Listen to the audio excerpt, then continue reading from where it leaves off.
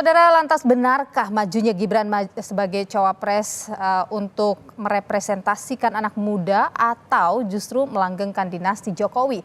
Kita terhubung dengan juru bicara tim pemenangan Ganjar Mahfud, Ciko Hakim, dan juga Wakil Ketua Umum Partai Garuda, Teddy Gusnadi. Selamat petang Mas Ciko dan juga Mas Teddy, selamat sore. Sore. Ya, kedengaran ya studio Mas? Sore. Kedengaran semuanya? Kedengaran. Oke, saya ke Mas Ciko dulu nih.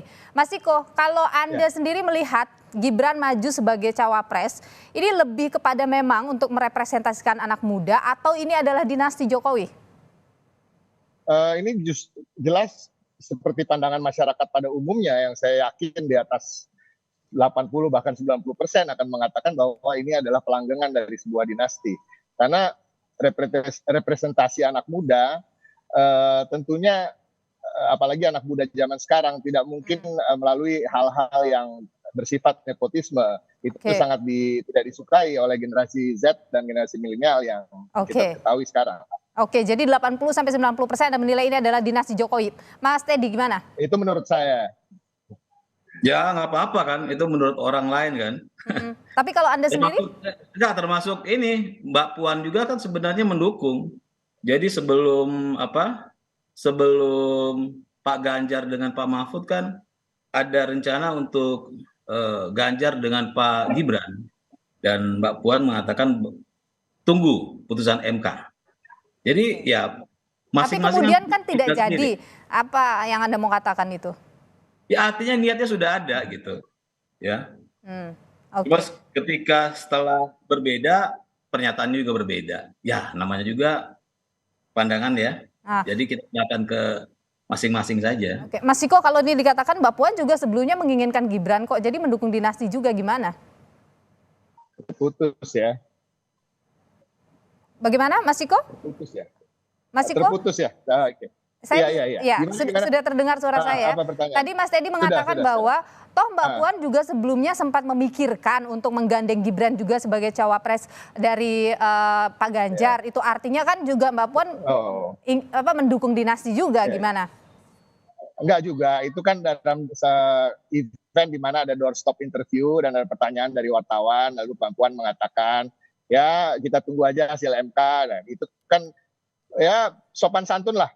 Sopan santun yang di Mbak Puan kan kita ketahui sekarang ini sosoknya adalah sosok yang sopan, ketika melakukan interview juga sangat baik gitu ya, tidak mau menyinggung banyak pihak ya kan.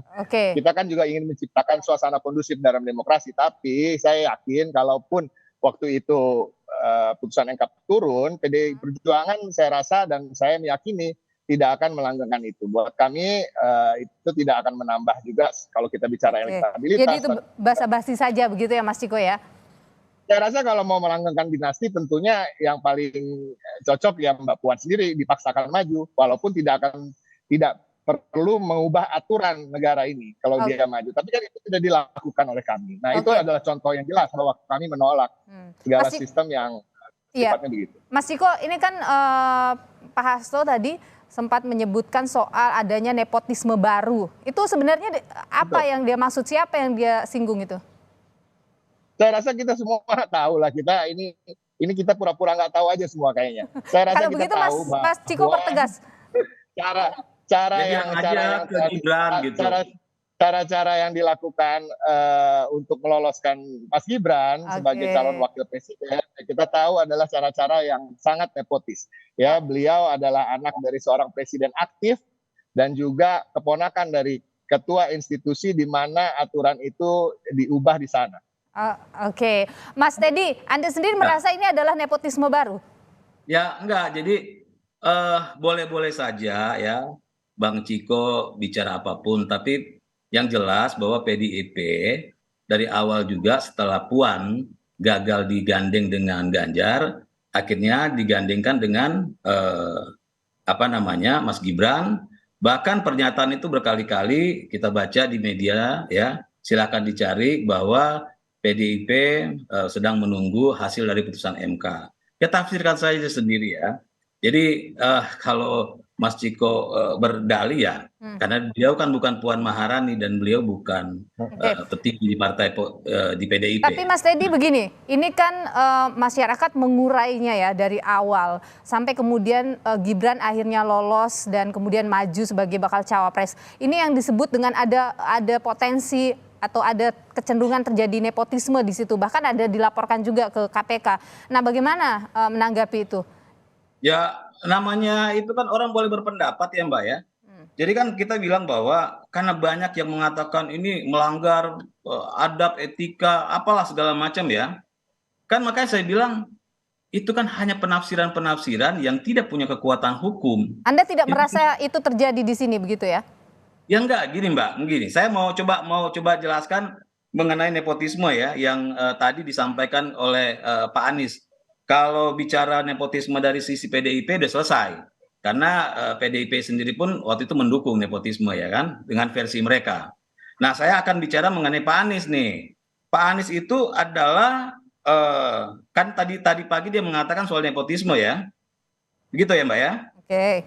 Jadi Anies itu adalah produk nepotisme juga. Kenapa Anda mengatakan begitu? Ya, karena gini, ketika beliau dekat dengan Pak Jokowi dan karena berteman dengan Pak Jokowi dan akhirnya Pak Jokowi memberikan ya beliau jabatan sebagai menteri saat itu. Oke. Bukan karena kemampuannya, karena kedekatannya. Oke, tapi begini Mas Teddy, saya tidak ingin keluar ke sana, tapi saya ingin lebih kepada bahwa Mas Hasto tadi itu menyindir dengan keras juga soal nepotisme itu gitu loh.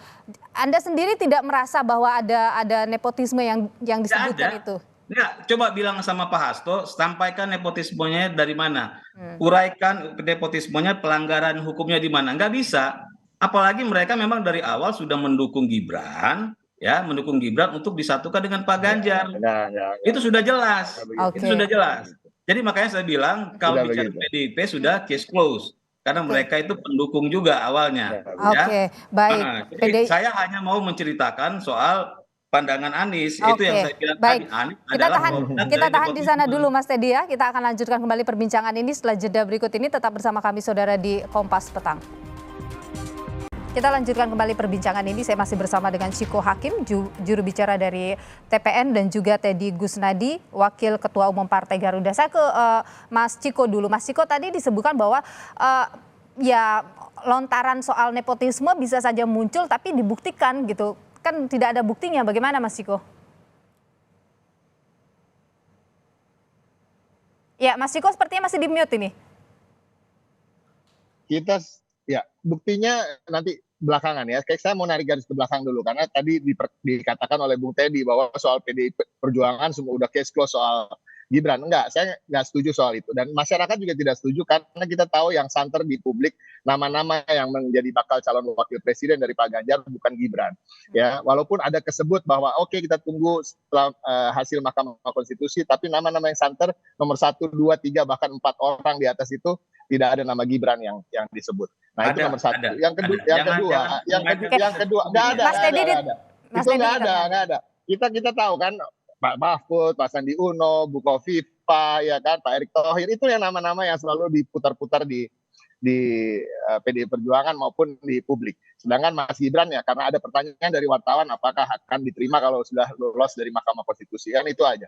Nah, itu satu. Yang kedua, kalau kita bicara bukti itu nyata, faktanya ada bahwa yang bersangkutan adalah anak Presiden Republik Indonesia yang sedang menjabat. Satu, bahwa yang bersangkutan adalah keponakan dari Ketua Mahkamah Konstitusi, di mana undang-undang itu yang sedang diuji di sana waktu itu. Nah, digugat oleh beberapa pihak, dan pihak-pihak itu kan termasuk partai yang sekarang mendukung pencawapresan Mas Gibran gitu. Nah, kita tahu artinya aturan itu memang dikejar bukan untuk sekedar untuk anak muda, tapi untuk anak muda yang spesifik siapa dia. Nah, itu dia. Nah, kita paham itu dan ini terlihat jelas kasat mata di publik. Jadi jangan lagi diputar-putar. Kalau kita mau bicara program dan gagasan ke depan, kami pun lebih suka begitu. Bahkan ini Anda membicarakan publik atau PDIP?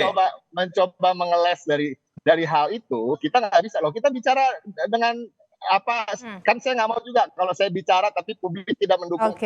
Oke, Mas Teddy. Gagal jadi pembicaraan kita. Mas Teddy bagaimana?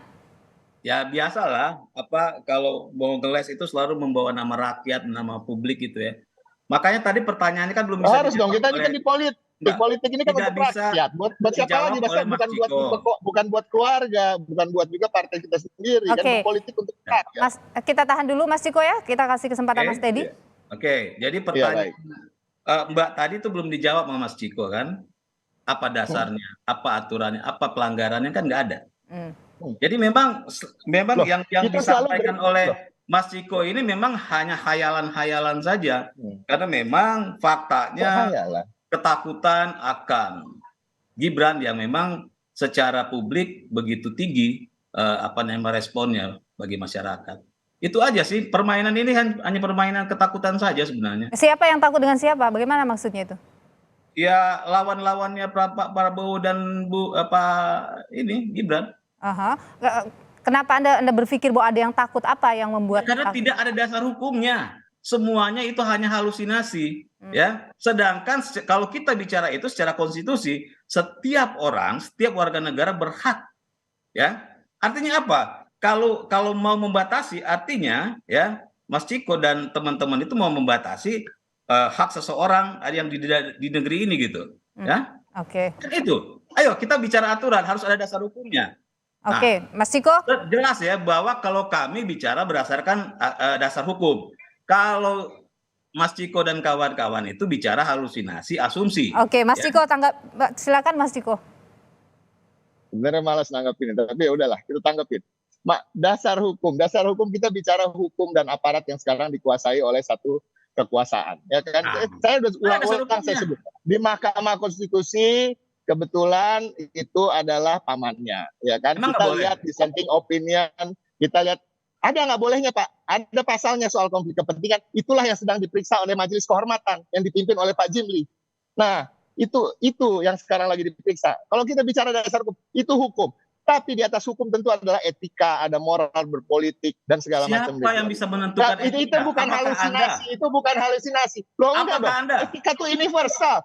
Etika itu universal. Adab itu universal. Seorang presiden mencalonkan anaknya sendiri di dalam kontestasi yang dia masih memimpin, ya nggak boleh dong secara etika. Itu yang diprotes.